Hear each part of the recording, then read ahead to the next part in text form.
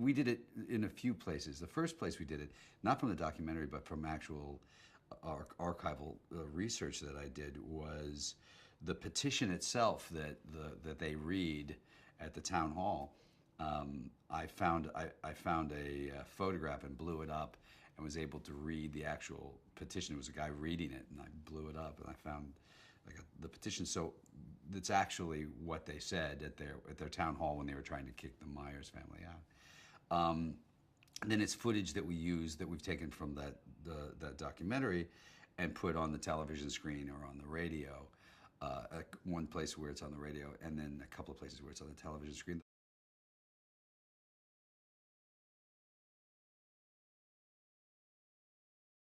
Grant and I have been looking for about a year, I guess, for maybe longer, for a film to direct and produce.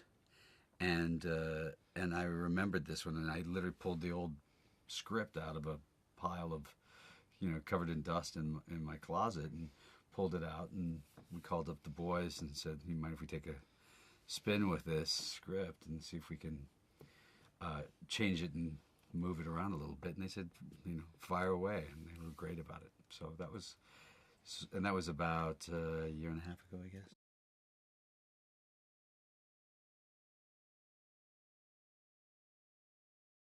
In fact, what happened was it was really about just the Matt Damon family. So we started looking up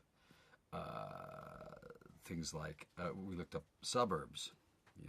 I think the title was a play on Fellini's Satyricon, but I liked the idea of the suburbs, and that's where we found the first suburb, which was Levittown, Pennsylvania. And then there was a documentary called Crisis in Levittown, and it was about the actual true story about the Myers family who moved into Levittown.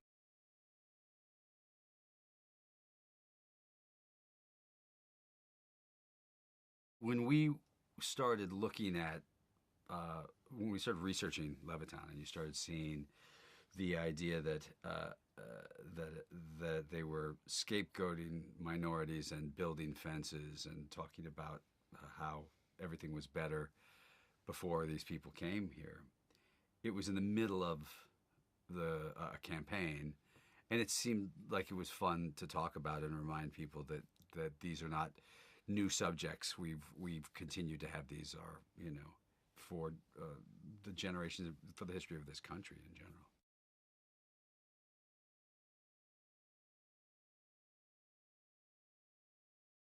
Their first film, Blood Simple, was sort of their most noirish film, really, in a way.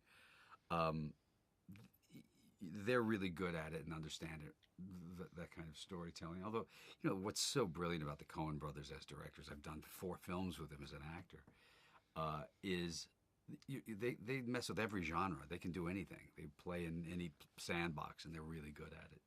And they don't make bad films. So they're just, it's not just noir, it's anything. They're just good at it.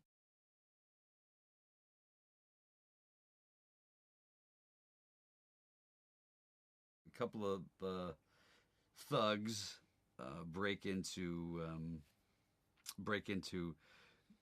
Gardner's house to rob them, and they're there, meaning Gardner and his son, his wife, and her sister. And so they tie them all up and drug them to rob them.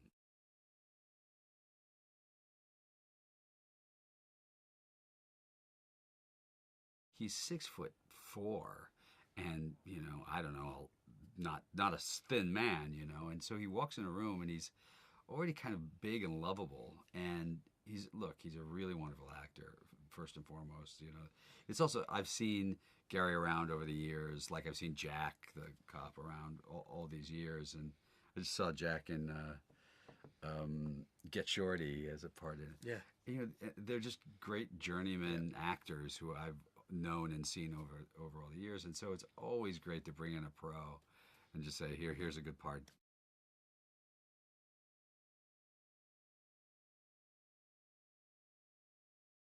Matt also he takes particular pleasure in playing a buffoon.